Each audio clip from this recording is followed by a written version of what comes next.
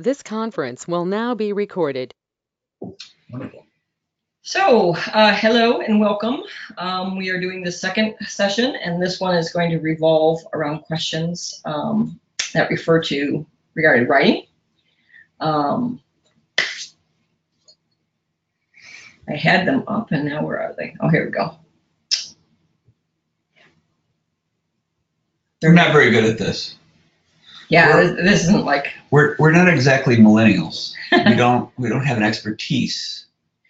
Okay, so the question is, this is a long one, but when you initially published the Writer Revelations, you self-published, and they were so popular, Orbit picked them up. How did you market / advertise / whatever you did with those original books in order to get picked up, in order to pick up so much interest? Self-publishing for you seems like a solid option because you have a large fan base, but I've heard from many others to expect lower quality products from self-published authors. Do you agree? How do you counteract that?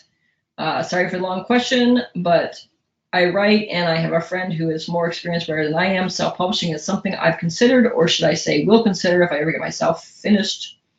But he is steadfastly against that. So there's several questions in there.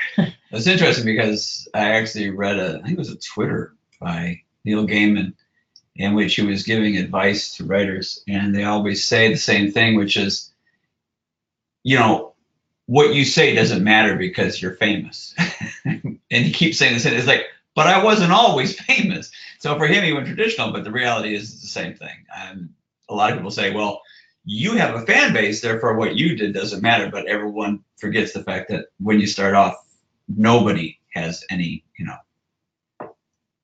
don't have a fan base, you have nobody. Unless you're a famous person. Well, yeah, I mean, obviously, if you're starting off, and you can do it that way. But for the most part, for people who are like writing in for this, they're in the same position I was back then.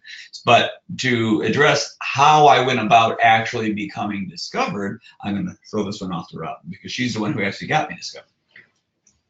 I'll squeeze in here. Okay. So yes, initially Michael had no fan base whatsoever. That's kind of self-evident. We focus most of our energy on trying to get what I would term as influencers interested in the book, i.e. bloggers.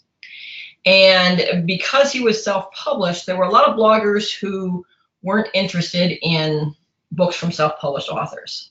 But there were some that were interested and were willing to take them. So what I actually did is I started with kind of the lower rung bloggers. And if you've ever been to a lot of these blog sites, you'll see that they have something called a blog roll along the side of one of their pages. And it lists other blogs that they follow. So you might go to like Fantasy Book Critic, and they might mention A Dribble of Ink and Bookworm Blues and, a whole bunch of other sites. And I kind of made this spreadsheet where I went through all the various blogs and I found, which ones were being referenced by multiple sites. And then I actually started off with some of the smaller blogs, the ones that, didn't have a huge presence. And, I wrote to them. The important thing about how you approach bloggers is the way that you approach it. I had made up what was essentially a little ad. It had a picture of the book in the right-hand corner. It had a nice little headline. They killed the king. They pinned it on 2 men. They chose poorly. I had the little description. I had the ISBN, how many pages the book was, what its genre was, all kinds of metadata on it. And I sent that little ad to the bloggers, as opposed to just saying, hey, blogger, I have a book, you might like it, can I send it to you? Because the way I felt about it is like these bloggers must have a lot of requests, and so I wanted the request that we sent to be really professional and really high end. For anyone that is out there, and I'll put it in the update afterwards, there's a link I can show you. Oh, matter of fact, can I do it here? No idea. I'm going to try something. And let's just see if I can do this. Can I switch this over to your computer? I have no idea.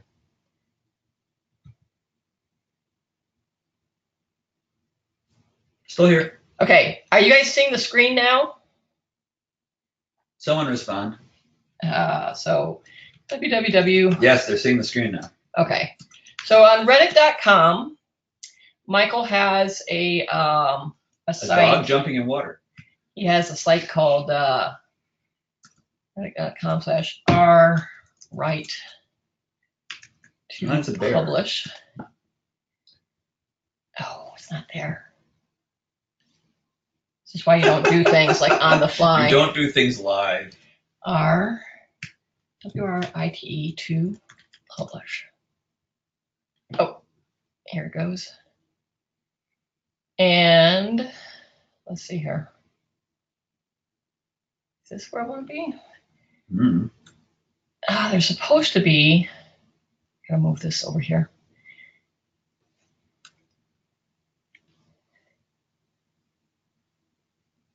You're not logged in. Of course I'm not. I just want to go over to it. It's getting very boring. People are starting to leave. We have to keep the ratings high. These people have lives. Well, anyways, on this right to publish post, and I'll try and get it running while Mike's answering a question later. Let's take us back to us. There's a little sample of what this thing looked like. Set up. There we go. There we go. There's a little example of what this ad looks like, and while he's answering a question, I'll find it and I'll get it up. But anyways, I made this little ad. I sent it to bloggers. The other thing I was very active in is Goodreads, and I literally would go to people on Goodreads and I'd look for people who had read books like Michael's that had enjoyed them, and I just sent them little messages. And I said, "Hi, I'm the wife of a brand new author, and he wrote this book called The Crown Conspiracy. And I would be happy to send you a free copy in the hopes of, not in exchange for, but in the hopes of a review." And many people said, "Yeah, sure, I'll take a look at it." And we sent them copies of the books, and they read it and they reviewed it. And then as I got more and more reviews, it allowed me to do more and more things. At the time, there wasn't a lot of marketing for authors. I know nowadays a lot of the self-published authors use things like AMS, which is the Amazon marketing service, and they do Facebook ads. We haven't done those, either one, but I know a lot of authors who do those, and they're very successful with them. Yeah, back in the day, which was a couple of years ago, I wrote a blog post called what's it called? The Beach? Yes. It's been so long I've forgotten. A day at the beach is making it a beach. But the whole idea was the idea that in order to get noticed, it literally requires you to go one reader at a time. Yeah. And it seems absurd, but every single author I've ever talked to has concurred that that's exactly how you do it. You literally go one person at a time. And if you do this well enough and long enough and you persevere, you eventually hit on, I guess maybe if you do 100 people, you'll get one person who is a cheerleader, which is someone who goes out there and promotes you because they want to. Then if you happen to do, let's say you get 10 cheerleaders, then you'll get a super cheerleader. It's almost like a video game at some point, because then you get a super cheerleader just that kind of appears, and that person makes it their life calling to essentially tell everyone else in the world about you. And that's the best way to actually get noticed, is that it's word of mouth. But the process of getting to that word of mouth is what Robin was doing in trying to get your name out there on websites, on blogs, on Reddit, on social media sites, because in those areas you can reach thousands of people. Whereas if you're going to a convention, you're only you're meeting maybe 100. So doing that is going to get you far more noticed. And in the process of doing that, you're going to get these super cheerleaders who will actually go out there and promote you like you're fabulous. And that actually will get people excited about you. And the process she's talking about is getting on a blog roll, works your way up. Because when I started, it was considered bad for any blog at the time, blog reviewer to do a independent book. But the reality is that they said they will not review self-published books. I never approached them when they said that. And she didn't. So she started with the lower end, but because we worked our way up through the smaller blog sites, what they did was those people started reviewing it with such gusto that the blog sites that wouldn't review them started noticing this and saying, because they were watching those same blogs, and they would come back and say, well, I want that book because it sounds great, and they requested it of us. And we're just like, well, we never gave it to you because of what you had the great story with. I think it was who was it? Yeah, I can't remember who it was, but I saw an email come in and says, I'm really sick and tired. And we assumed that they were mad at us for something. And we've never had like bad fan mail. And when that came in, I'm really sick and tired. I was like, oh my God, someone's gonna rail against something you did. And I'm really sick and tired of hearing about all the bloggers who really love this book and I don't have it. Will you send me a review copy? And the reason they never got it was because they said they wouldn't accept self-published books. So that's how you get over that hump. You make it so that they want it, and then they request it, and that's how you get in. Now, speaking of the quality and, low quality of self-published books, we're very adamant about the fact that if you're going to pursue self-publishing, you have to make your book every bit as good as a book that's released from the traditional publishing. You can't cut corners. You can't have crappy cover design. You can't squint. And this is the thing you have to understand, is that you can. Most first-time authors who are out there self-publishing assume that their book can't be as good as a traditionally published book, which is not true, because you can hire the exact same people that the traditional publishers hire. You can get the same editors. You can get the same cover artists. I mean, obviously it's going to cost you some money, but you can downgrade. These days, however, in the old days, you couldn't. I literally had to make our own covers. But now, my God, there are wonderful artists who will do covers for you for your books, and they're ridiculously cheap. And really wonderful, really just they're high beautiful. Quality. I mean, in fact, most of them are better than what I'm seeing coming out of traditional publishing. So that's not a limitation. The other thing is the fact that you can get the same editors. You're not going to get the structural editor, and I'm going to get myself in trouble here because you don't know the definitions necessarily between structural and line editing. And she would get into a long description of that. But the point of the matter is that the people who help you with the story, that's hard to deal with. You're going to have to work that out through like beta reading and things of that nature, or friends. But line editing, you can get the same price that you can get through New York. Yeah. So, I mean, it's a different ball game now. You can do a much better job, and you should endeavor to do that. Okay, so anyways, the long story short, when it comes to that, is you got to build your audience kind of one person at a time, at least in the beginning. But if you write a very good book that people love enough to tell others about it, the wheel will start turning on its own. Remember when we first started seeing that? Because initially, like every review we saw, we kind of knew it was someone who he put that was so-and-so on Goodreads that I sent a copy to, or that was so-and-so from Fantasy Book Critic. You could tell that every single time we saw a review, it was someone who we had handed the book to or got the book to. Not our friends, not people we knew personally. Personally, we handed it to them. We sent it to them. But at some point, we saw a review online, and we went, "Did you send it to him?" And I didn't send it to him. Went, "Oh my God, someone we don't know actually posted a positive review." And then we saw them talking about it, and slowly we saw this giant wheel begin to turn, which was word of mouth. Yeah. So that's kind of the whole skinny on that. Okay, next question.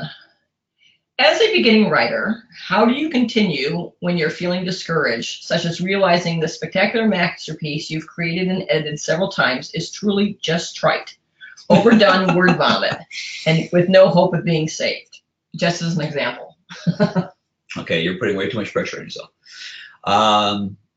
All early books are crap. Well, they are. There's an interesting thing I came up with that after talking to Brandon Sanderson, I realized this was true, was that naivety helps. When you think you're writing great stuff and it's crap, that's a good thing because you don't get discouraged. Obviously, you're getting discouraged because you think what you're writing is crap. It probably is crap. I was writing crap when I first started out. Everyone writes Everyone crap writes crap. when they start. But if Except you for think, Daniel Polanski. let's not bring him up. So when you start writing, you should think that what you're doing has some really good quality about it. That's what gets you through. If you think that what you're writing is crap and you're never going to be able to, get above that, then maybe you should try a different line of work. But the reality is that I started writing in something of a vacuum, and apparently Brandon Sanderson related the same story, that he started writing and he thought he was doing really good. And I thought I was doing really good. But now if I go back and read my old stuff, I'm like, wow, I was awful. But I didn't know that. And because I didn't know it, I kept working to try and do better. So there's a certain degree of ignorance is bliss that actually helped me out. So the problem that happens is that writers who are well educated in literature can see their own flaws to such a degree that they get discouraged. And that's a problem. So the fact that I was not as educated in literature actually worked to my advantage because I didn't realize that I was as awful as I was. So I was able to actually move on from that. You have some? Well, as someone who's read a lot, I don't read a lot of books from new authors, but I read a lot of openings of books from new authors. And there seems to be certain mistakes, what I call rookie mistakes, that almost everyone makes. And the good news is that you don't do those forever, right? I mean, when you start off, your first book is going to be filled with rookie mistakes. But I make the analogy of there are a number of tools you need for your toolbox.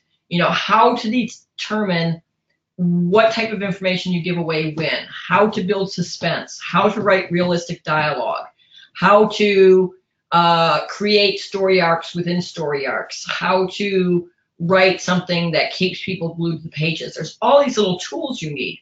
And every time you write a book, you're working on those tools, you're improving those tools. And at some point, you'll have an entire toolbox with hammers and screwdrivers and Phillips screwdrivers and wrenches and everything you need, so that when you sit down to write your next book, you kind of have all those at your disposal. So it gets better. First books, the reason why we mentioned Daniel Polanski, we were at the Baltimore Book Festival years and years and years ago. And it was a terrible rainy day. There were like no readers around. It was just a bunch of authors reading copies of their books to each other. And Daniel Polanski came up and he read from his book.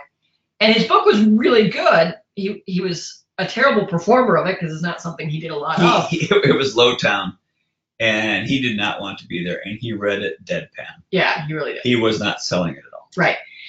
But we stayed because no one was there. It was rained out. So literally no one was in his audience. Yeah. So he's reading to empty chairs. So I had done my presentation. I'm like, I can't leave this poor guy.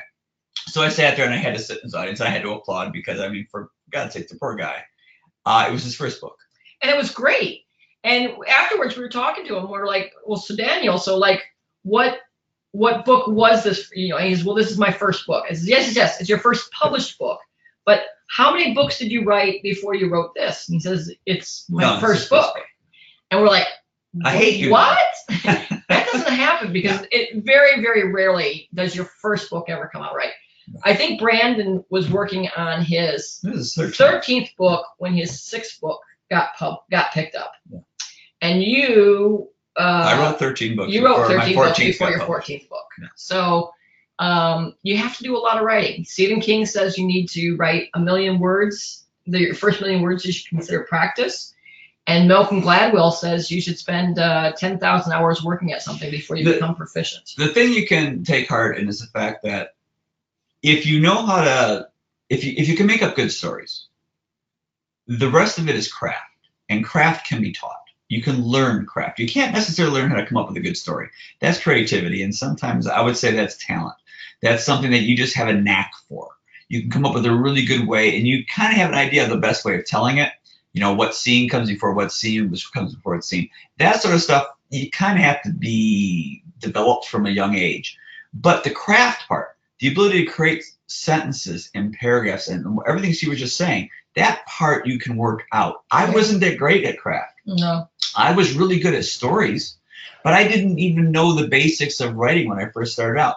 But you can learn that. that is stuff that you can develop over a fairly short period of time, over a few years. And you do that by writing. You do it by reading, and you do it by writing, and you learn it by getting feedback and having people tell you, this is crap, this is why, and then you have to accept that and learn from it and then move on.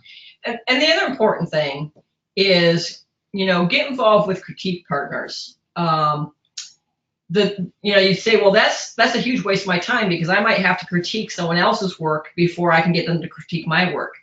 But the reality is you will learn far more by critiquing someone else's work than you will by them critiquing yours, because they'll do something and you'll be writing in here, oh, you shouldn't be doing X, Y, Z. And then you'll realize that at some point in your story, you did exactly that. So when you see it in someone else's work, it's easier for you to recognize than when it's in your own work. And by doing critique partners. Yeah, and like I said, Stephen King once wrote it on writing, if you happen to pick up that book, which you probably should if you're interested in writing. One of the things he mentions is that you learn a lot more from reading really bad writing than you do from reading good writing, because you'll immediately see what's wrong with it. So if you join a writers group, and one of the things you usually have you do before you even submit anything is critique other people's work. And a lot of people who submit to these groups are awful writers. But by seeing that, you'll immediately identify what's wrong. And you'll be able to see that in your own work. I also noticed here that you actually posted a sandy beach is no vacation. Yes, so I found some links. Yeah, that's the post we were talking about a minute ago. Okay, do your characters live in your head for some time before you start writing, or do your characters develop as you plot out the main story that you want to tell?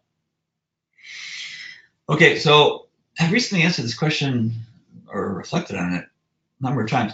The idea is that characters often develop with the plot.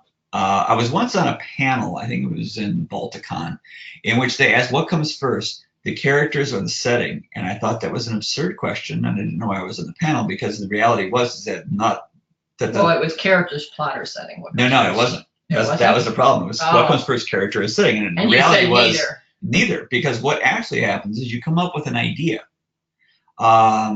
It's usually something really absurd, like, I don't know, like what if you had a superhero who was also an investigative reporter or something weird, and you put that together. You come up with an idea, which then requires you to take a character and combine it with a plot. By doing that, you then start to develop the character in such a way as it relates to the plot. In other words, if you need something to happen, you need a certain type of conflict, you have a certain type of character to reflect that. If you were looking for someone who was going to be a problem, maybe he's an alcoholic. If you're looking for someone who is going to be a nice person, you would look for someone like Wall-E or something like that from the Disney cartoon. These are things that you want to decide when you're figuring out how your plot's going to develop. So it's plot and character, and setting for me comes last, because unless it's a very unusual story, sometimes setting is also a character. But for the most part, the setting is usually just props and background. But it's usually character and plot. And the character is developed through what the plot requires the character to do. So I create one character, and then I create another character to create tension against that person. And their nature is designed by what I want to have happen in the story. So they tend to develop as this time. Now, with the case of Royce and Hadrian, that was something where I was resisting writing for a very long time. I had given up writing. I had quit the idea, and they just kept knocking on the door of my head. So I kept coming up with different ways to start a story with them. And so I kind of got to know them a little bit. Well, when I started writing Crown Conspiracy, which is the very first novel I wrote with them, in doing that, I was very focused on, how to differentiate them, because they were kind of the same person when they first started writing it.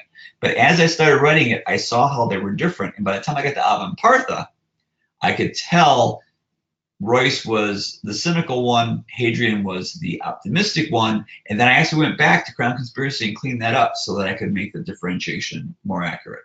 So they kind of develop over time. So the next question is about maps, and so I put some links into the chat window for a couple of your maps. You're good for something. I know. Do you have a map of Averin and or Elon to refer to when you're writing? If so, how did you create it? And if not, how was it created after the story was written? Yeah, so one of the things is weird because I noticed that when I first published with Orbit, they used my maps that I had created. And when I went to Del Rey, they actually had an artist come in and do maps based off of my design. Still, you kind of have to make it yourself because they don't know what you're thinking. What I did was I literally searched the net for images of Ireland. And the reason I picked Ireland is because the size of the scale was about accurate to what I was dealing with. I forget the actual now, what the actual distance from one side of the island to the other is, but it was about right for what I was dealing with. So I managed to find a aerial map of Ireland that was fairly high resolution, and I copied that and pasted it. And then using Photoshop, I was able to put in rivers and lakes and mountains, and I just developed this by copy and pasting from one map to another. And then I put in text, and that's how that came about. I try to make it as accurate as possible. I mean, I understand basic not geology so much as, how rivers flow. I mean, what was it? Earth science in high school. How a river flows out of usually flows south, except in some rare instances, and how it, tempers and gets smaller. So those are the things I was working with, and I knew that you would have, arid areas on one side of mountains as opposed to the other. So I was using basic knowledge of landscape when I built the thing. But mostly it was designed to be what I wanted it to be, and that's basically where I got the information from, and that's where I got the illustrations from, and I went from there. It would be nice if I would be able to take the time and actually illustrate it, but I didn't have to go to that effort because I guess everything was half decent. Okay, so the next question is on editing, and I might take over part of this. Yeah, she's the editor. Advice for finding and selecting an editor. I've heard people say that you need a copy editor and a line edition and a proofreader. Do you recommend finding someone who does all three on the same book, or searching out the individuals who specialize in each type? Okay, so just to start off with, Robin's going to have to go through and explain the definitions of each of these things. So she's going to take over because she is my primary editor, and she's probably one of the better editors you're going to talk to. So take it away, Robin. Okay, so there's actually one type of editing that this person didn't bring up, and that's structural editing. And I'm going to start there because it's that's where you start. The structural editor is the one who is looking at the story and the plot from a very high level. They're the ones that's looking at things like pacing, character motivation, the plot. They're looking for plot holes. They're looking for characters that aren't necessary to the plot or whose motivations don't make sense. Generally speaking, I do not recommend that you hire a structural editor. And the reason why, and I know there's going to be some structural editor out there that's going to want to shoot me in the head. This is one woman's opinion. Here's why I don't recommend hiring structural editors. First of all, they're very, very expensive. If you find a really good structural editor, I'll take an example. Betsy Mitchell, who was the head editor at Del Rey for over a decade. She now has a freelance structural editing company. I think she charges something like $250 an hour or something like that. And to get her to do your book, I mean, that A, that's a lot of money, but B, she doesn't take on that many people, So the really good structural editors are A, too expensive, and B, have so much work that you probably can't sign them up anyway. Yeah, they're usually employed by the major New York publishers. Right.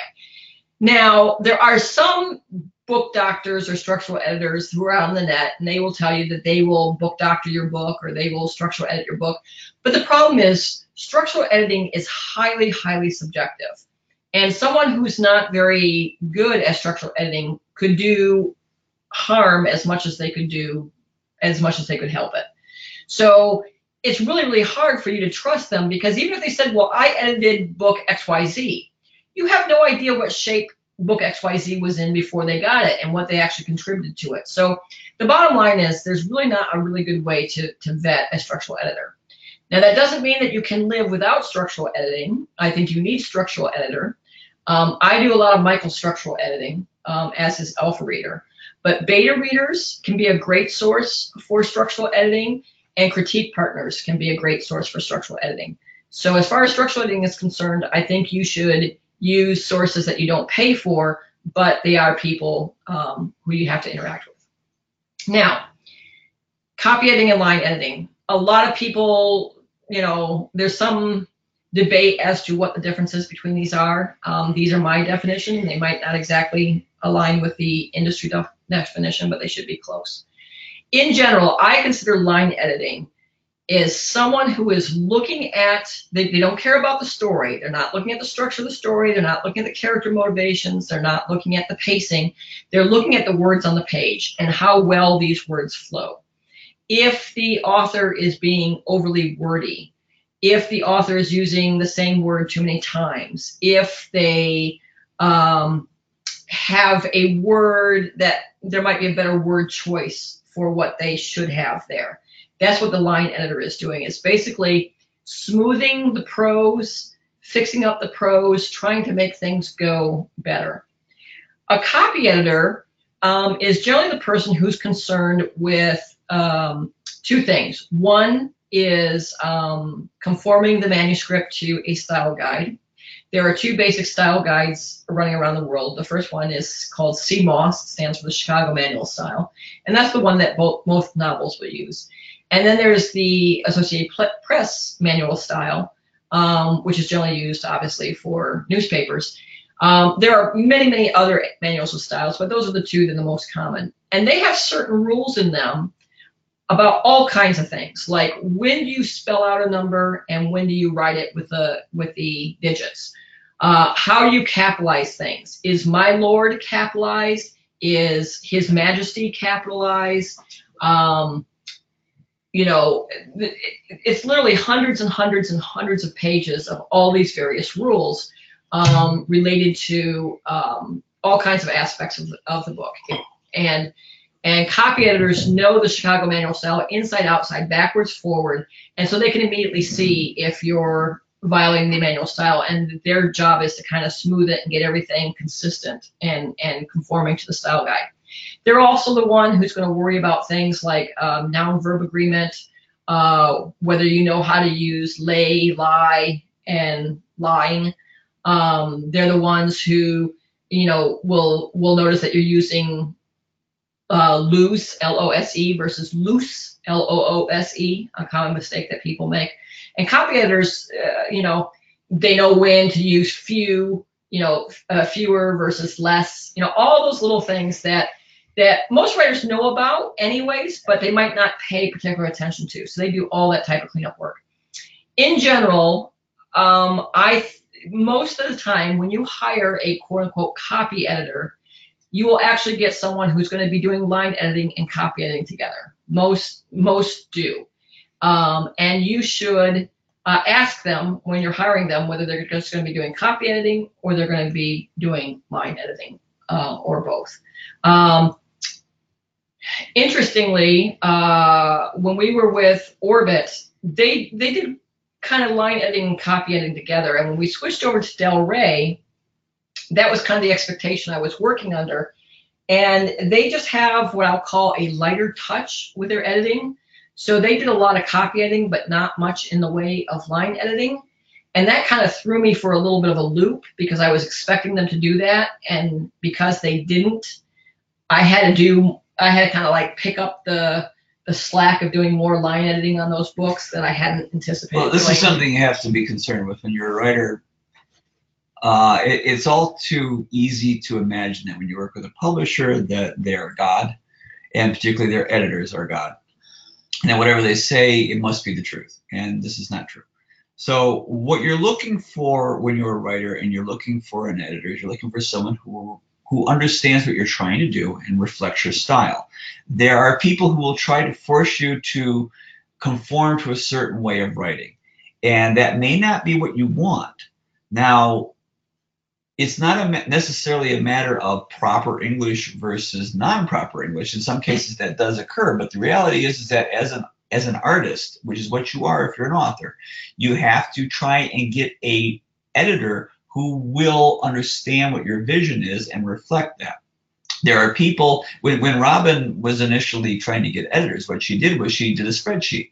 And she had like 3 pages that she gave to people, and she asked them to edit it as much as they wanted. to get a feel for what they did. And some people would rewrite the entire passage. Other people would very, very lightly touch it. Other people would be somewhere in the middle. And you have to figure out what you want as a writer.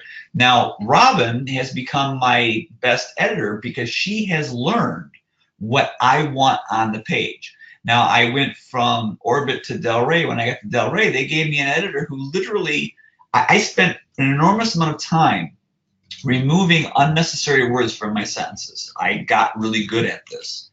And then suddenly their editor put all those words back.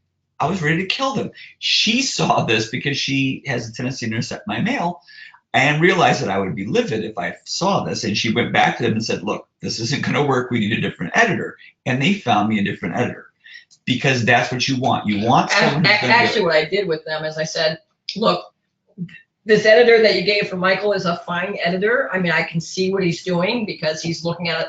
There was a great sentence. The sentence was all three silent, comma, watching, period. And that's not a sentence. No. And it's not meant to be a sentence. But the editor came in and said all three were silent and they were watching, period. And I was like, oh my God, Michael is going to kill me if I let that get through. And so he was doing his job. I mean, he was trying to make things grammatically correct. But he didn't know when it was being done for dramatic, when a non-sentence was being done for dramatic reasons. So what I did is I went to Del Rey and I says, I'm just going to end up steadying all of these changes. And what I'm more concerned about is the things that should have been addressed, I don't think are being addressed. Now, I know that you work with Laura Georgestead. Laura Georgestead is a editor at Del Rey. You work? Who's you? The person who asked the question? No, I'm talking to Del Rey now. Okay, so I'm talking to Del Rey and I says, you work with Laura Georgestead. We've worked with her before in our self-published books. Can you get Laura Georgestead to come in and edit this? Oh, right. And they did. They brought in Laura and she edited it. And but the bottom line here is that if you're a writer, don't feel that you have to accept what they give you. You are the person who's creating this. This has got your name on it. Yeah.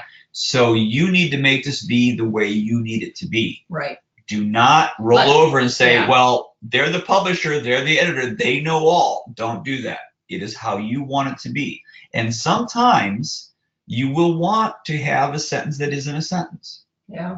Now, it's best to realize that you know that it isn't a sentence, because if you're just making mistakes, that's because when I first went through Orbit, they had corrected a lot of my sentences, and I went, wow, yeah, I didn't even know I did such a bad job. And I learned from that process. So learn from your editors, but also know that you are in charge of the process. They are not in charge of it. You're the artist. You need to make your vision come true. The other thing I'll say along this line, and this has been a bone of contention for quite some time with me and Michael, when he initially started out, when he was self-publishing, he kept telling me, "You're killing my prose. You're taking all the vibrancy out of my prose." And part of that was because I was making his prose extremely grammatically correct.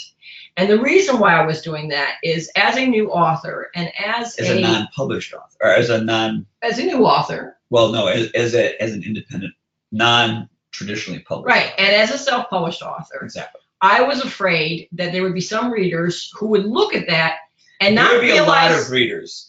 When you're self-published, people will look at your writing, and if there's a single mistake in it, they will write it off and say, well, you're crap. Because obviously you didn't have anyone watching over your back. If you're traditionally published, you can make many mistakes and they'll write it and they'll say, well, that's fine. Obviously, it must be okay. They must have wanted it to be that way. So my point was, as a new author and as a self-published author, people might think that he didn't know what he was doing. And my job was to make sure that his work was always grammatically correct. Now, as he was traditionally published, then I would kind of open up the funnel a little bit and let some of his more creative work come in. Her job is always to make sure that I don't look stupid. Yeah, that's what I'm trying to do. Really, it's a hard job. It's a hard job. Hard work to do. I slave over that. But that's really what it amounts to. Now, I have posted 2 links in the chat. One from a post that I did on the Right to Publish site about finding and working with editors. The other one's from a site called The Creative Pen, which is a site run by Joanna Penn. I don't know anything about that link. I just know that Joanna Penn is a real smart cookie, and almost every time I look up her advice and what she says, we are very much in alignment. So I'm Which makes her a smart cookie. Yeah. So I'm putting that out there kind of blindly, but I'm trusting that Joanna Penn is. You know, I'm noticing that there aren't any comments coming in. Are there? Is there anyone still here? I don't know. Are they? We might be talking to absolutely nothing but the No, there's recording. people here. Okay, so there is still someone here. Okay. All right. Good. Okay. We are here. Okay, cool. We are here. The little Horton. Yeah, Here's that's a huge, like you know. the Who's. Yes, the Who's. Okay. You know, you can ask questions. We'll get to them later if you Yes. want to just throw them out as we go along. Or Or if you get really bored, you can yell at us. It's fine. No, they can't. They're on mute. No, they can type it. Oh, out, yes. like They can type in cats and caps. everything. Yes. In the About section of your blog, you mentioned that you tried writing over a period of 15 years and chose to quit, while an idea continued to develop over the next 8 years. How long did you remain away from actual writing, and what did you do during those 8 years? 8 years. I think it was more like 10 It was or 12 years. years. It was 12 years. I gave up writing. I walked away from it, and for 12 years, I started a traditional marketing company. Well, actually, I got a job in a company, and it was right at that period of time in which people were learning how to use computers for art. So I got a job there. I learned how to transition what I created on the computer into print. I got a job with a company, and after a year of that, I started my own company. I started a marketing company, and I hired this woman after about 6 months as my president, and we, for 12 years, had an international marketing company that did very well. I got really tired of doing the same stuff over and over again and making the same logos and brochures and ads to the point where I kind of quit that. He stopped coming into work. Yeah, I stopped. And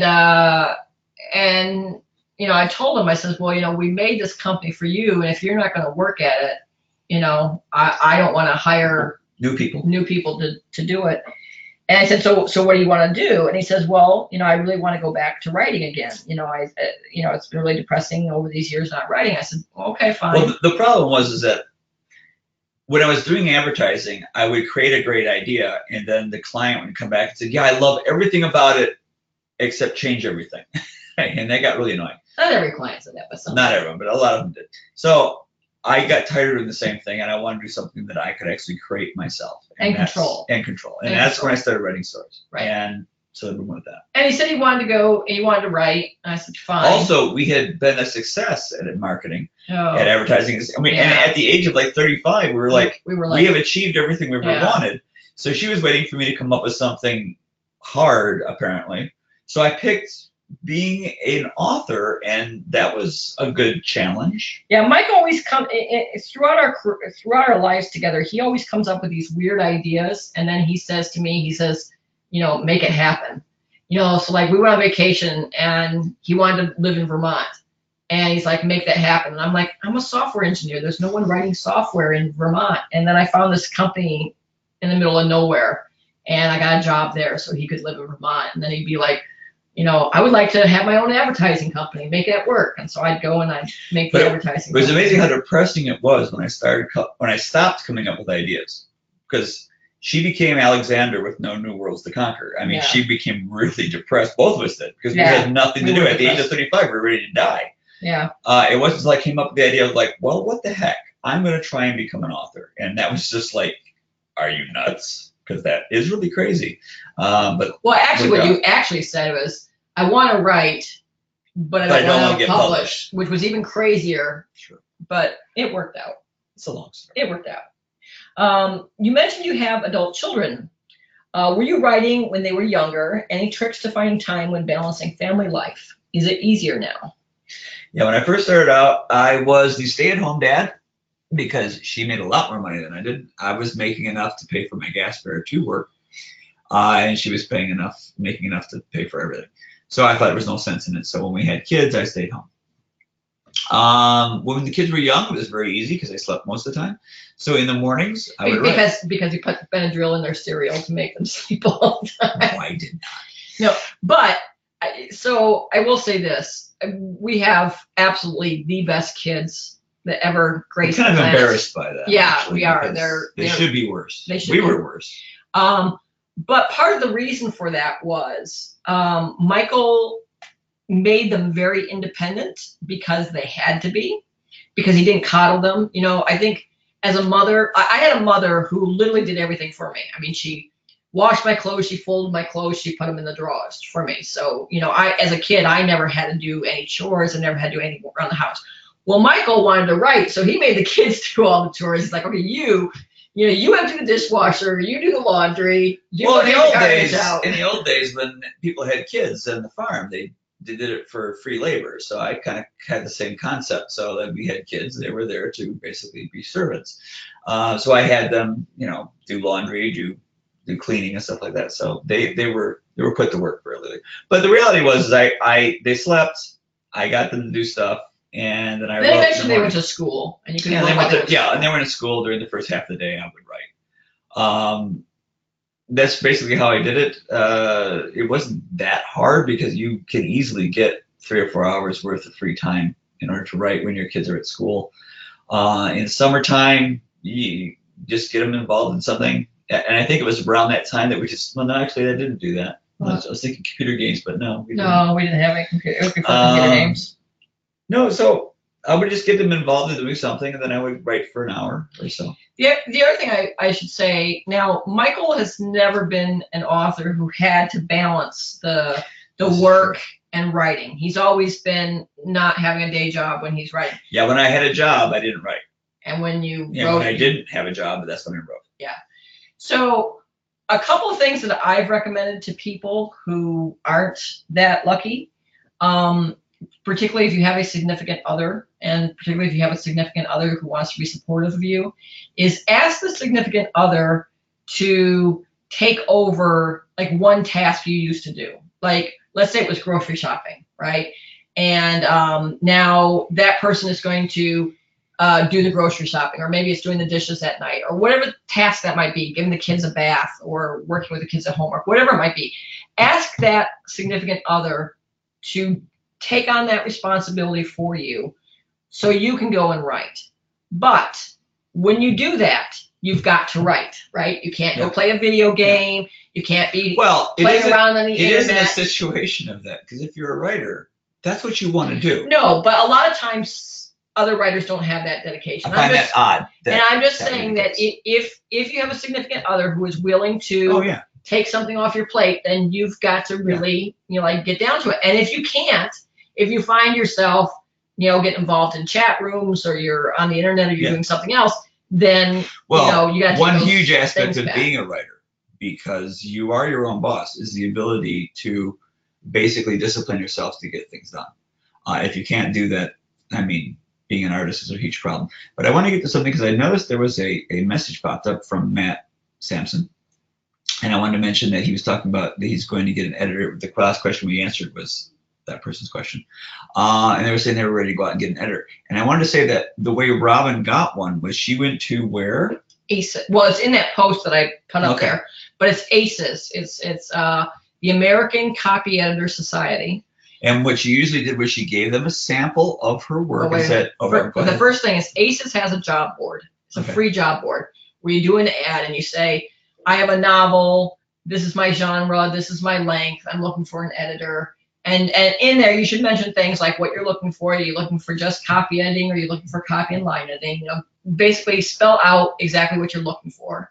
And then what she did was she gave them a sample of work and said, edit as much or little as you want. And what the idea was to compare, and she did a spreadsheet based on how much they charged, how much editing they did, and you had several different classifications. Yeah, basically I actually put some mistakes in the manuscript in those 3 pages. And then I would come back, and for each email down the left-hand side, I would say, like, how many, did this person find this mistake? Yes. Did this person find this mistake? No.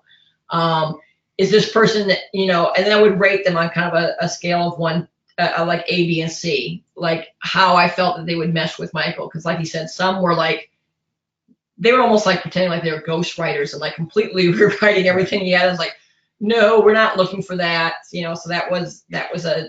And oftentimes you'll find that the really expensive editors aren't that good. And the really cheap editors aren't that good either. So you're kind of looking for something in the middle, someone who reflects what you're looking for, and that's what what you really want to do. And the best way to do it is kind of break down a spreadsheet and then decide what you want.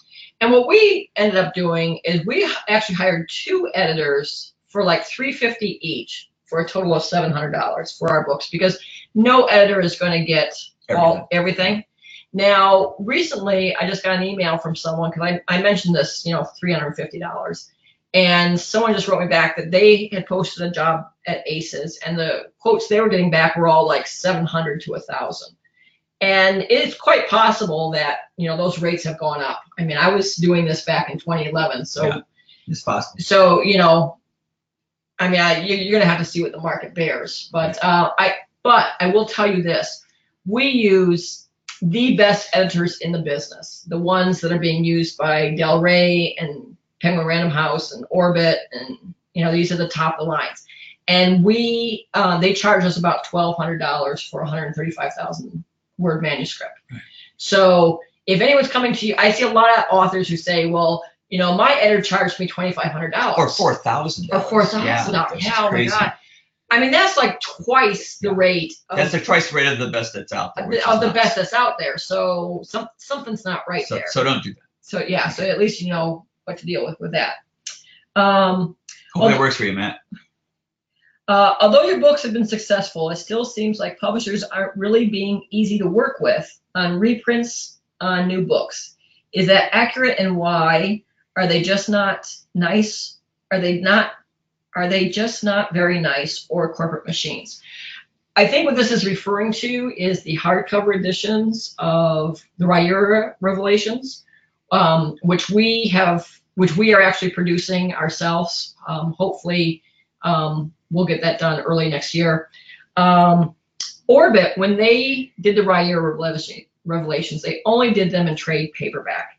And we asked them to do hardcovers, and they said no. So then we said, well, can we do the hardcovers? And they said, yeah, sure, but you have to buy the right from us. And I was like, well, Mike kind of wrote the books, and you're not doing it, so I don't see why we have to buy the rights. And they said, well, because we own the rights, and because you can't do it without paying us, so you got to pay us. And I was like, well, can't argue with that logic. So we paid them about $20 grand to buy the rights, the Rayura Revelations. And they also put very strict restrictions on how many copies we could do and so forth. So yeah, we're going to be doing that, and we paid our six silver pennants to them, or $20,000, and we will be producing them. So I don't know. I mean, the bottom line is, as an author, you want to try and keep as many rights to yourself so that you can do something with them. The publishers generally will not allow you to do that. They're going to try to, there's something in the industry known as rights grabbing. They will try to get as many rights as possible. We were very fortunate in that when we first signed up with Orbit, it was our foreign agent who did the deals. And because it was our foreign agent, the very first thing she did when she walked into Orbit is said, I just want to let you know right now, translations are off the table. This is only for world English rights. This is not for world rights, which was great because we made a ton of money selling our rights overseas, where we would have had to split that with the publisher. But the rights she couldn't keep back were like audio rights. She tried to keep those back, and they wouldn't. Later in our career, what we started doing was actually selling the audio rights first, because if we sold them first, then the publisher couldn't get them. So when we went to Del Rey with Legends of the First Empire, we said, hey, look, the audio rights are gone. And they said, oh, we don't care. We'll take print, and we'll take print rights, and we'll take ebook rights. And yes, we will do hardcovers. That was one of the requirements we wanted from them, and they said they would. But there has been a change in recent times, in the last, I'd say, 6 to 9 months. And now all of the big 5 publishers are requiring print, ebook, and audio rights. And that makes it extremely difficult for us because we earn a lot of money on audio rights. And the way the audio rights are, that means at least half of our money just disappears to the publisher for doing nothing than signing a piece of paper. I just got a royalty statement, from Orbit a couple days ago, and the amount that they have made on getting 50% of the audio rights far exceeds the advance they ever gave to us. So we've lost hundreds and hundreds of thousands of dollars because we've had to split the audio rights with them.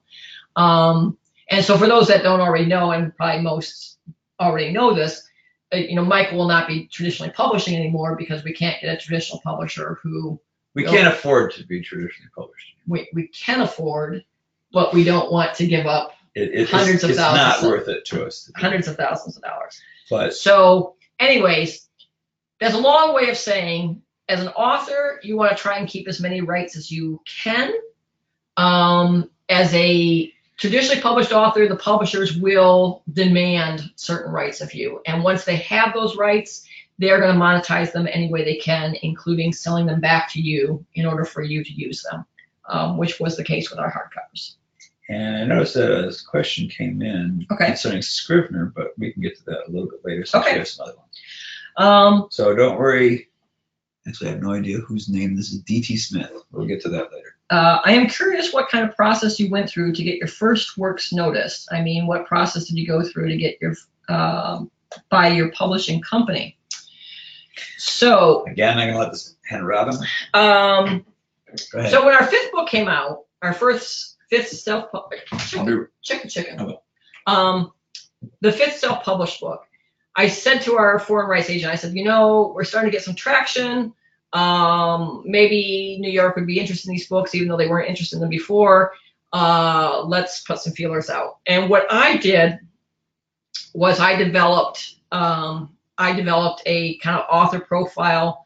I exposed a lot about the type of sales that we had in the past, which quite frankly weren't all that great at the time we were about to shift over. Mike's real, his numbers went much better, actually right after we got the deal memo. It was just kind of a weird coincidence of things.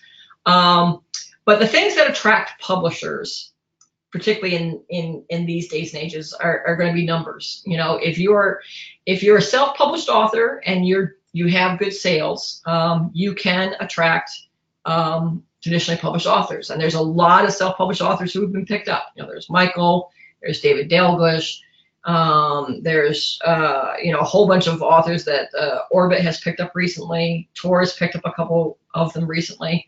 And that's primarily because, they're killing it in the sales volume.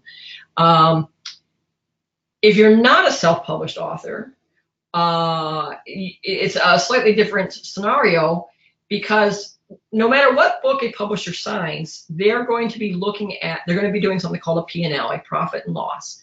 And they're going to be looking at your book, and they're going to be looking at books similar to your books, and kind of come up with some ideas of what they think your book will earn.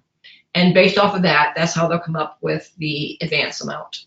And sometimes it's better to have a small advance that you can kind of hit it out of the park than to get a really big advance that you may not earn out. And earn out is when you get more money from the royalties than the advance is. So you actually start earning additional money. At the end of the day, no matter how good your sales are, or how popular a genre you're in, it's really going to come down to the publisher just falling in love with the work. We say a lot of times that, this is a business and it's all about the money, and it is, and there's certainly a certain amount of that. But there also is a lot of passion of the editors behind the books.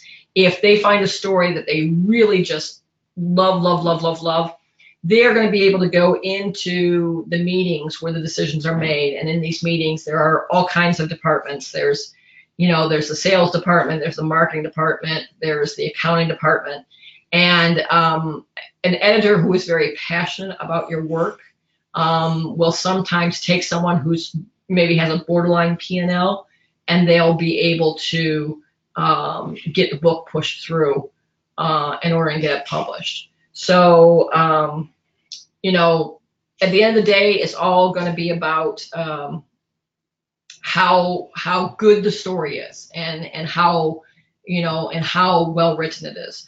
In Thomas Wolfe's day, and in Ernest Hemingway's days, there was an editor. I can't remember his last name right now. His name was, who is the editor? Maxwell Perkins. Maxwell Perkins. Thank you. I knew I had the Max, but I was going somewhere else with the last name. And they used to, and Maxwell Perkins more or less co-wrote the books of Thomas Wolfe and Ernest Hemingway. I mean, the amount of work that he put in those books. I mean, his name should have been on the covers. That doesn't exist anymore. Nowadays, publishers expect works to come in that are like real close to publishable.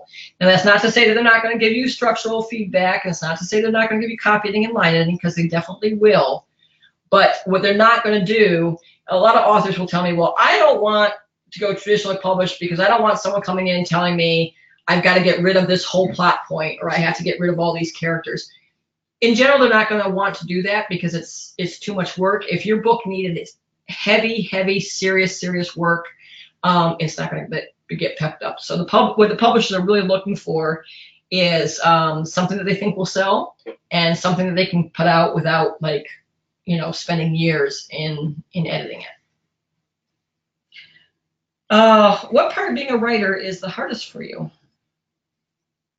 Well, part of being a writer is getting a quiet place to write.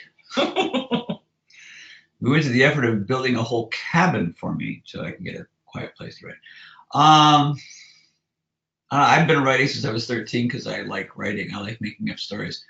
I love writing. I think it's fun. I don't find too many hard aspects to it. You don't like doing battle. You don't like doing fighting scenes. Oh, well, there are certain things that are harder than others. I mean, a fight scenes, things that people think are fun or would be cool to write aren't. Battle scenes. Well, not for you. It could be for someone else. I don't know. I would argue that to do a good battle scene, it's hard to do for anybody. People have a tendency to not do them well. But battle scenes are like short stories. You have to do them so there's a beginning, middle, and an end. And to do that in a very short span of time, doing the same thing that everyone else has already done, and to come up with something that's sort of original is really hard to do. So that's a problem. But yeah, I mean, things like that are difficult. But for the most part, I don't have too many things that I find hard to do. I guess the hardest thing is to just write original work. It's somewhat taxing. It takes me, I mean, I get more exhausted doing that than I would say editing. Editing is fairly easy because you already have the words. You're just kind of trying to polish them up and make them look good.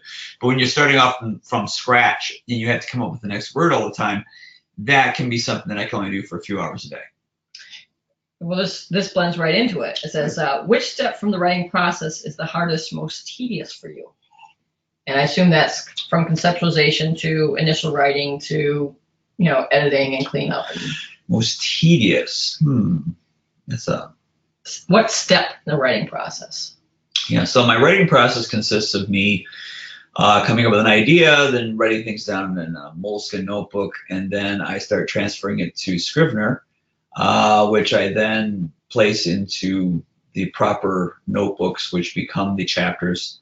At which point I keep thinking about the story. I go for walks. I play music into my ears as I'm thinking up scenes that generate scenes in my head as if it was a movie. I then jot those down into notes. I put those in Scrivener, and eventually I get to a point where I'm really excited about the story. I think it's great. So the tedious part, and I'm not alone in this. I think just about every single author who's ever written a book has the same process, is that when they get to the middle part of a book, you wonder why the heck you were writing the book to begin with. Because at that point, you question everything.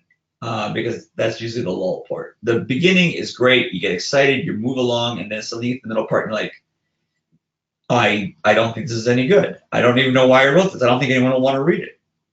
The way to get around that I found is you polish your first chapter when you first start out really well. You make it great. So that when you get to the middle part of the book, you wonder why you're writing the book, you go back and you reread the beginning. And you go, oh, yeah, this is going to be great. And then you continue on from that point. And it's just getting over that halfway hump. I believe it was, again, I keep... It's Neil Gaiman. Yeah, I keep bringing his name up because I happen to read his blog.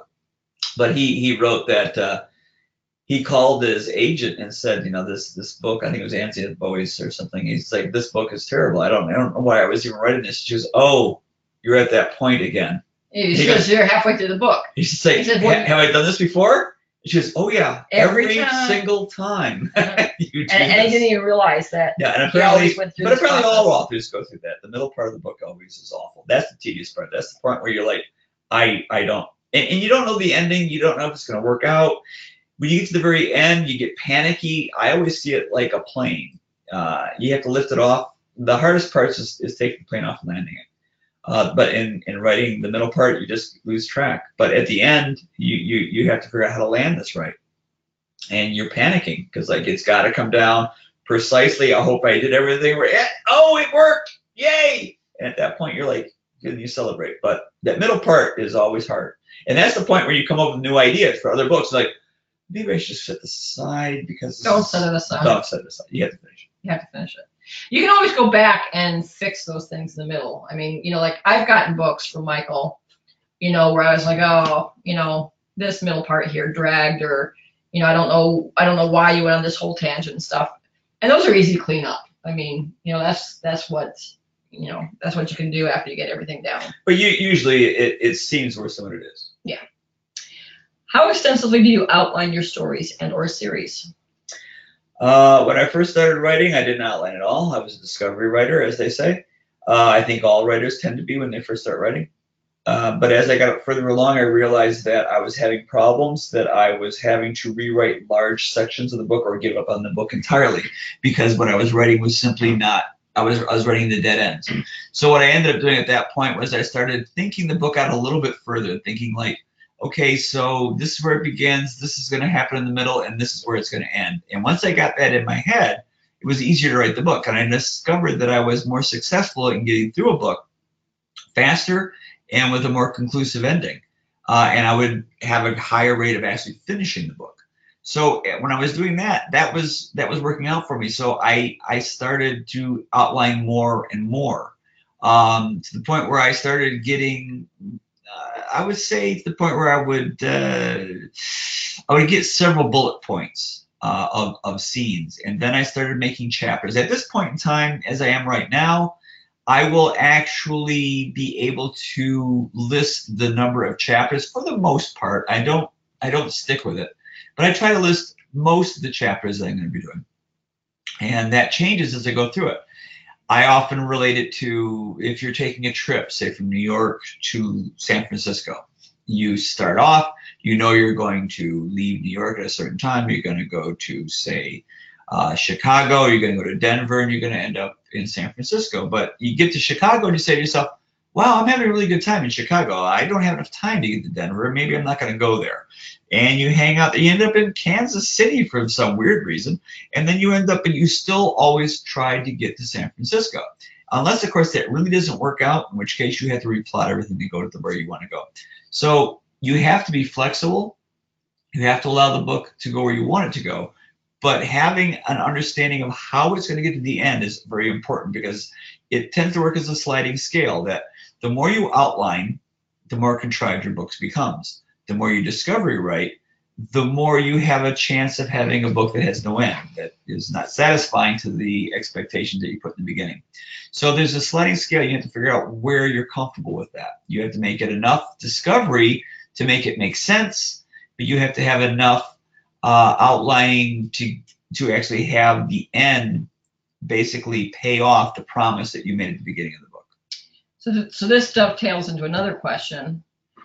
Do you love, and this has to do with the series, so do you outline the first book and have the major beats nailed down for the later books of the series? You know, do you outline the entire series before writing the first book? Okay, so again, when I outline, it's not that specific. I just come up with ideas constantly, like tent poles. I may come up with, this is a scene here I want to do, this is a scene here I'm going to do, and so on and so forth. When I write a series, I am not like normal writers, and I do not necessarily suggest you should do this, but when I write a series, I write the entire thing as one novel. So I have the whole thing in my head as a concept. And I usually write it all out before the first book is published. And I will go back and forth. If I get to a point in book 3 that's not quite working, I will go back to book 1 and change some things to allow me to change things in book 3. This is not how most writers work. It's not lucrative. It's not financially, something they can do, because they have to get that first book out to pay their bills in order to get the next book. I've gotten to a point where I'm ahead of the game right at this point in time. I'm 4 books ahead of where I need to be. So I have that time to be able to explore things, make mistakes, and so on. How do you balance pacing in your writing? Specifically, how do you decide how much action there is versus character building and world building?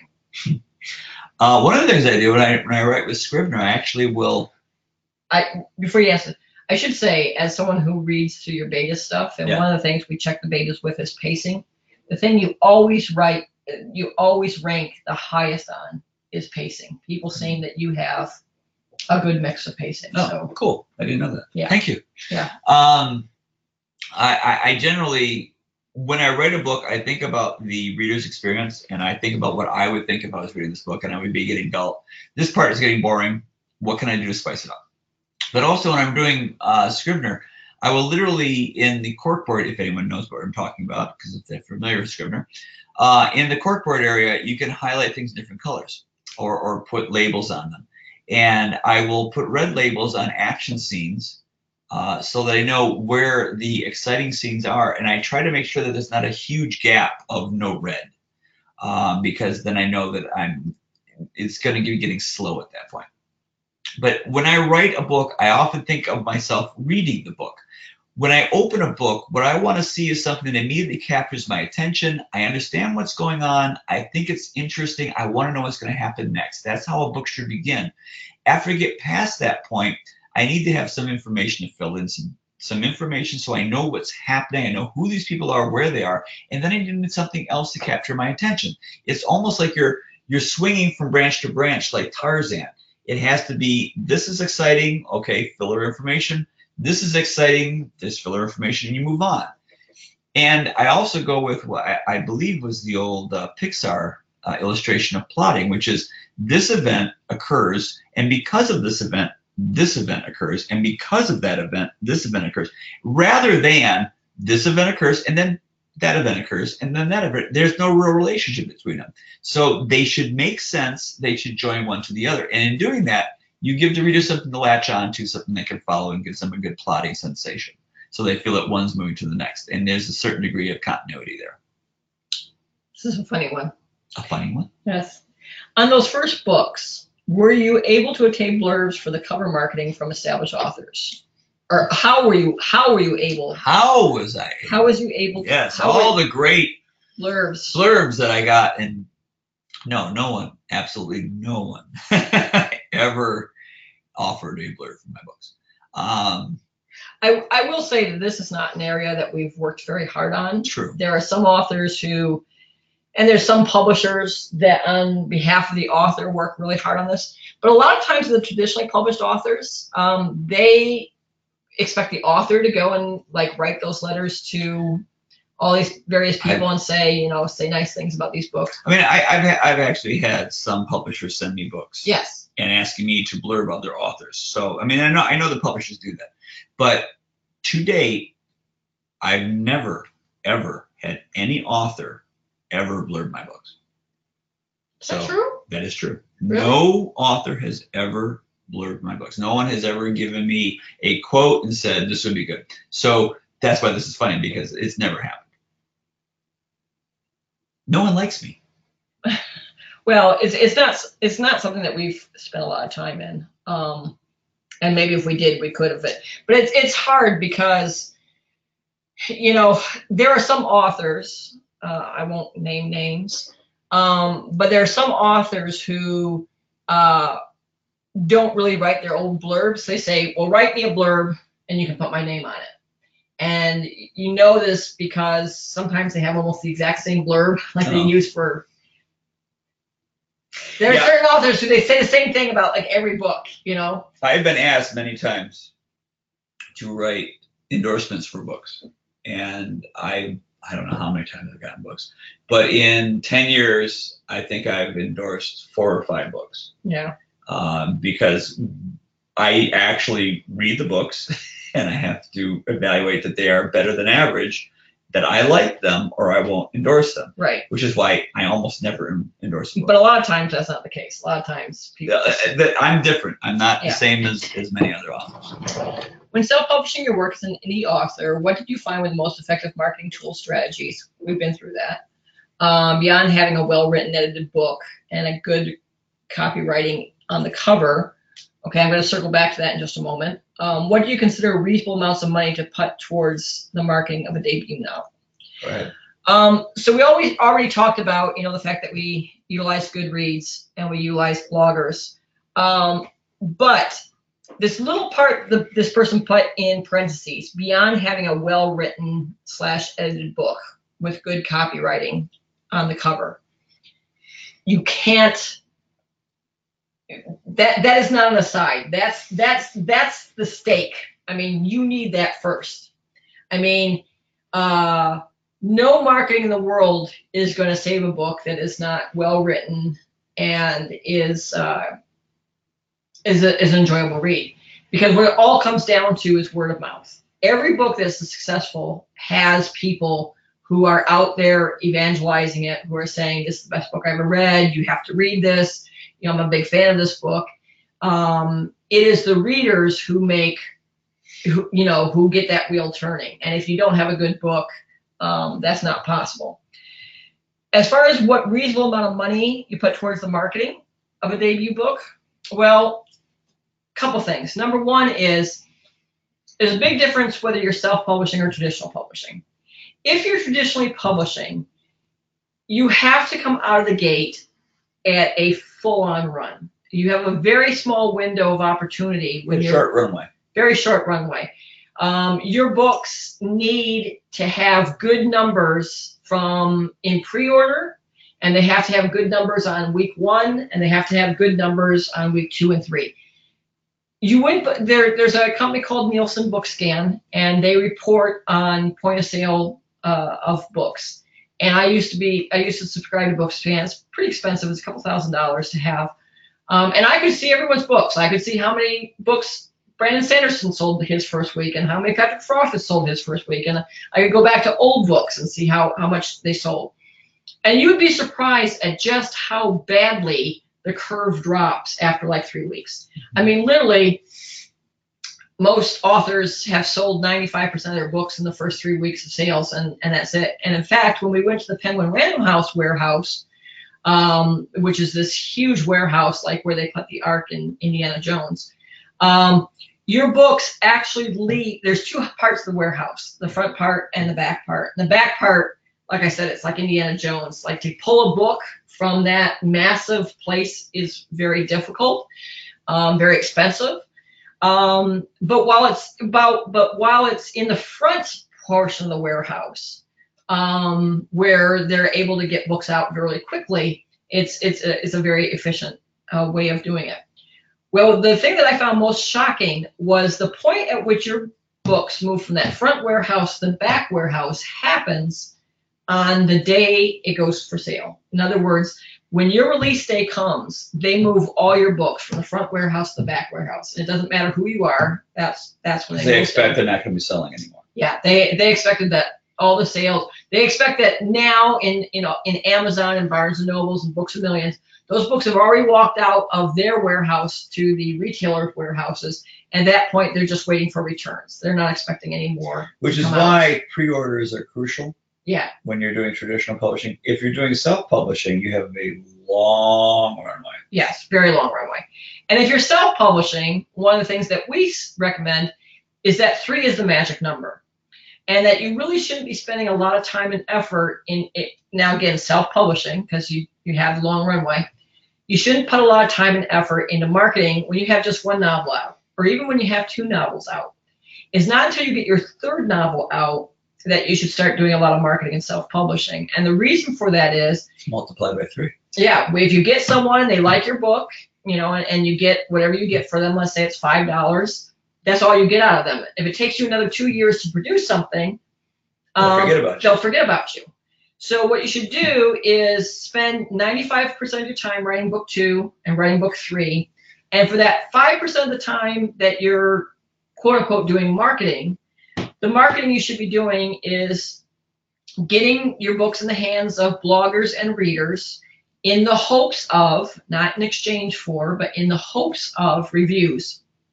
Because you really don't want to turn on any marketing dollars with your book until you have at least like 12 Amazon reviews and at least 25 Goodreads reviews. And again, that's because, you know, if you snag someone's attention and they are interested in your book, they're going to go to one of those sites to see what other people have said. And there's only 2 or 3 reviews there. They're going to assume those 2 or 3 reviews were done by friends of yours, and they're not going to want to be the guinea pig. So you're going to want to try and get some of those independent reviews. So for them, you start doing your marketing at 3. Now, as far as how much money to spend, in our first 8 years of publishing, if we spent $500 in marketing, that would be an overestimation probably. The only thing we did for marketing was we would purchase copies of our books to do Goodreads giveaways on. We didn't do any Facebook ads, we didn't do any Goodreads ads, we didn't do any Amazon ads. We did a lot of what I'll call sweat equity marketing, guerrilla marketing, talking to people. If you have a good book and you get it out to a handful of people who are readers, they will help you. And you just keep giving it to more and more readers, and they will help you. And eventually that wheel that we talked about before will start turning. Right. And then they start getting word of mouth, and then that's the best possible marketing you can do. So again, early on, we spent maybe a couple $100s on marketing. Now, times have changed. There are now things called BookBub, which is a very efficient way of doing marketing. There are authors who use AMS, and there are authors who use Facebook, and they are far more sophisticated at it than we are. And I would defer to them about how to do it. But I think that most of them are spending somewhere around the neighborhood of like $20 to $30 a day in marketing spends. Wow, I know. But they're getting good ROIs. They're not doing it without positive ROIs, okay? But that's what they're spending. Do you have to spend that? I don't think so. I don't think so. I don't think so. But if you write a good book and you get it in front of the right people, you're doing okay. Right. Okay. Do the big publish houses release ARCs in paperback or hardcover when the book is first printed in hardcover?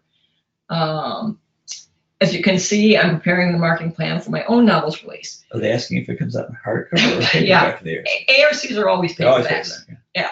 And they're usually trade paperbacks. And usually, again, the ARC here. There's one over here, I think. The ARCs are always trade paperbacks. Usually, if you have a very small advance, this is an ARC here. Okay, this is the ARC for Age of Swords.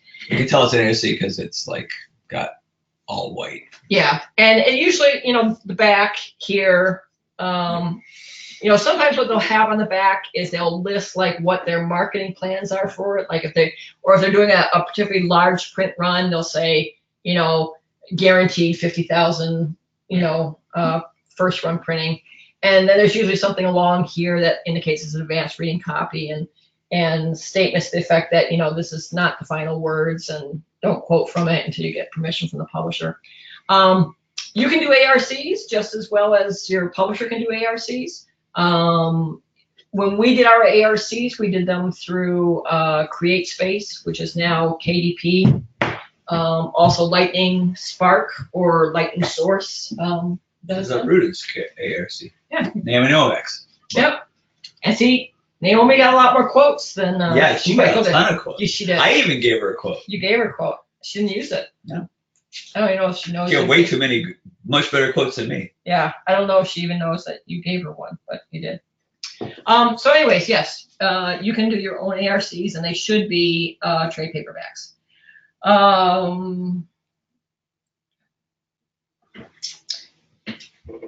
And I think those are all those questions answered. And I think we are done until you go back over to the window. Yeah. Okay. So. Oh wait, I'm sorry. Oh, one more. Yeah. What methods do you use to craft your plots? What methods or what are you looking for when crafting character arcs? I'm not even sure what that means, but maybe you do. What methods do I use? I To don't craft your plots. use methods. Usually it's, You know that thing, that grid thing that the person from AWG came, right, maybe yeah. that's what they're talking about? I have no idea. What happens for me is usually it's a couple ideas colliding together and I come up with an idea, and then based off of that, I try and follow through. But for the most part, it's just a logic progression. I come up with an idea and then I logically progress. Okay, if that happened, then what would happen next? And I have a general idea where I would like to see it go, and I build toward that. I was a kid who, when I daydreamed when I was going to school, I would come up with a great idea, like I wanted to be the captain of the Starship Enterprise, but I couldn't just be. I was 13 years old. How could I possibly be the captain of Starship Enterprise? But I would work out a way that made logical sense, and that's just sort of things I do. So when I come up with an idea, I try to figure out a way to make the plot build in a logical manner that fits the process, and I know what I'm trying to achieve, so I ramp it up from there. It's one of those weird things where I don't know. I can actually explain how that works. I'll also say one of the things that you do quite well is you'll take something that you might just throw in as kind of something for flavor, and you'll end up reusing it and make it part of something. Like, well, like let's take, like in what book was it? In The Death of Dualgath, the scene opens with Roy stealing a diary of a noblewoman, right? And at the time, it's just a diary, and it's just a place to start. It's just start story. But later on, you thought, well, and someone at the Rose and Thorn made an offhand comment, like, because the woman who had the diary stole later reports that it wasn't stolen, and Royce is like, why would she say it wasn't stolen? Like, what's in the diary that she would deny that it was stolen? And that gets him thinking about it. And that got Mike thinking about it, like, well, what was in the diary? And then you can spin that into something else. The reason for that is that oftentimes I think writers, they invent characters or situations or things merely because they need them for that moment. Like, for instance, if you start a story in a restaurant and there's a couple who's having an argument, well, they're in a restaurant, so a waitress has to come up and talk to them. So then you have to invent this character of a waitress. And maybe it's just a throwaway person. You're just like, well, this is just a girl who's a brunette and she has a dirty apron. But then as you describe her, you're like, well, she has very comfortable shoes. She has sort of an attitude. And suddenly she becomes a character. And then all of a sudden, because of that character, you realize you can take that story a different direction because that character is kind of interesting. So there are a lot of authors who will just throw in a character to make the plot go the way they want it. When I create something, if I go to the effort of creating something, I want to use it again and again. And I see no point in forcing the reader to learn something new when I can use something old. If I can use a place that I've used before or a character I've used before, that tends to work out better for me. And it tends to make the plot weave better so that things fit together more accurately. Because you can take one character who is one person, and then you can show how they're actually more than that. And you thought they were just a throwaway character, but no, there's actually more to their characters, more depth to them. And they were a bad guy who ends up becoming a good guy who actually was a bad guy. And this makes the story more interwoven and tighter. I just do that. I don't know if it's because I'm lazy, I don't want to make new stuff, or because I like seeing how things puzzle piece together. But okay, so we got two questions. Okay, yeah, over here. So D.T. Smith asks about Scrivener.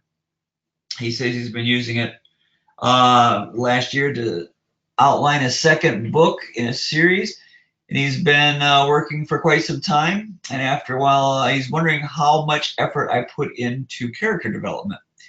I'm assuming for that program. It depends. Some characters are far more developed than others. But I will do a character sheet, and what I end up doing is I go online, I look up images for that type of person, I drag an image over. Usually I like people who I don't know. I mean, they might be actors, but the reality is I don't know who they are.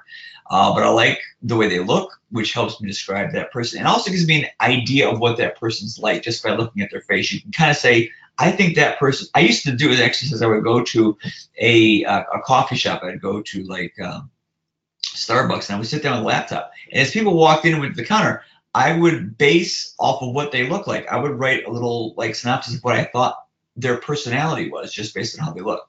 And I would do that with photographs. I would see a photograph person and would say, well, this is the type of person that person is. And so it helps to develop more nuances to the character.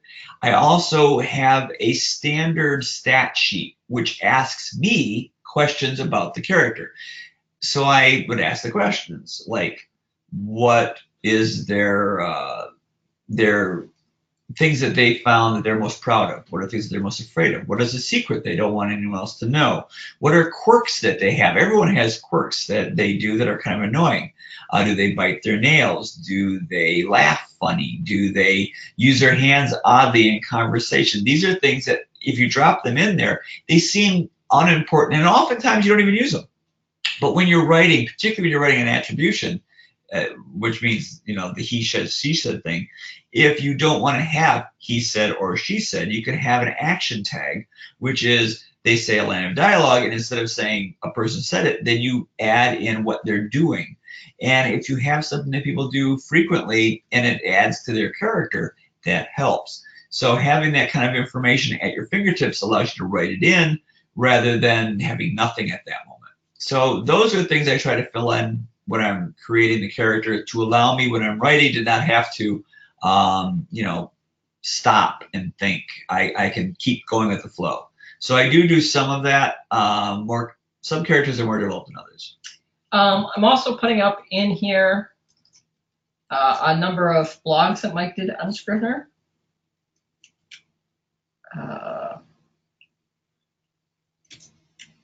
And one about writing the process. I also should say that, and I'm not doing this to sell books, but Michael's third book in the Writer Revelations, called The Death of Dual Gaff, is a standalone. You don't have to read any other writer to be able to consume that book. It was done as a Kickstarter, so it was made so it's independent. But the reason why I bring it up is as part of that Kickstarter, we did something called The Making of the Death of Dual Gaff. And it was like a 120-page book or something like that, where we talked about all different aspects of writing. And you did quite a long dissertation in that Making of the Death of Dual Gaff on how to use Scrivener. Yeah, I actually took notes when I was writing the book because I thought it might be interesting to actually explain how I did it. But yeah, I have a section on it and how I use Scrivener. So, write us an email and we'll certainly send you the Making of the Death of Dual Gaff for nothing. We do that for a lot of people. Yeah. But it might not mean a lot unless you actually read the novel. That's true. Reading the novel will definitely make this work. So if you're on this thing and you want a free copy of The Death of Dual Gaff, I'll send you both the ebook and the Making. Here's a question for you, Rob. Okay. For someone who self-publishes, how would you go about finding someone to do the audiobook? Is there a site similar to the editor's site for finding narrators? There is. All self-published books, up until recently, all self-published books were generally made through an organization called ACX. It is a Amazon company, and it is a place where narrators, audio producers, and writers come together. And so as a writer, you could, for instance, put out a sample of your book, and then narrators could come and read your book and say whether they wanted to be the narrator for it. Or likewise, you can go and listen to samples of narrators, and then you can approach narrators and say, hey, I liked your reading sample. I would like you to have I would like you to be the narrator for this. So it's kind of this meeting board for people that there's a competitor that just recently came up. It's called Findaway Voices. I think that's what it's called. I don't know as much about them other than kind of what they're trying to do is kind of be the lower cost ACX alternative. In general, audiobooks are very expensive to produce because audiobook narrators don't come cheap. And then you generally will need an engineer. You'll need some post-production editing. You'll need some mastering, which is going to smooth their levels and so forth. So, you can probably count on somewhere between like $350 to maybe $500 for an hour for an audiobook. So if you had a 12-hour audiobook, multiply 12 by 350, you'll get the low end. Multiply it by 500, and you'll get the high end. You'll find that's many thousands of dollars. So they're fairly expensive. Now, one of the things that ACX does is if you put your book up there, and if you network with an audio producer, what can happen is the audio producer will take on the financial aspects of the book. In other words, they'll pay for the studio time, they'll pay for the narrator, they'll pay for the post-production work. And for doing that, you won't have any out-of-pocket money, but you'll split all the royalties half-half. In other words, Amazon will keep 60% of the royalties, 20% will come to you as the copyright owner, and then 20% will go to the producer. If you want to have that, if you want to pay that upfront money and you want to be the audio producer, then you'll get 40% of the cut. The whole 40% will come to you, but you will have out-of-pocket expenses for those other things. So now, unless you have any more further questions, which you should type them in quickly if you do. Because you're hungry. Because we have a chicken cooking. And you've been drinking alcohol. Yeah, I have some weird beer here. No, what was in that glass? That wasn't whiskey? No, this is beer. Oh no, but I thought when you went downstairs, I thought you it's beer. poured yourself some whiskey. That's true. Okay, so we will put the recording up so people who weren't able to make it here on a Sunday night can have it. And if you have other questions, well, you always know where to find us. You can always we're always here at the cabin. Yeah, we're always here at the cabin. Send an email to Michael's address, and we're gonna have to do this every week to explain to everyone and answer all the questions. Except for we keep answering the same questions over and over again. You get tired of them. It's a different people. It is. It is. All right. Thanks, guys. We'll see you around the water cooler here. Bye. Bye-bye. I don't know. I want to stop the recording there.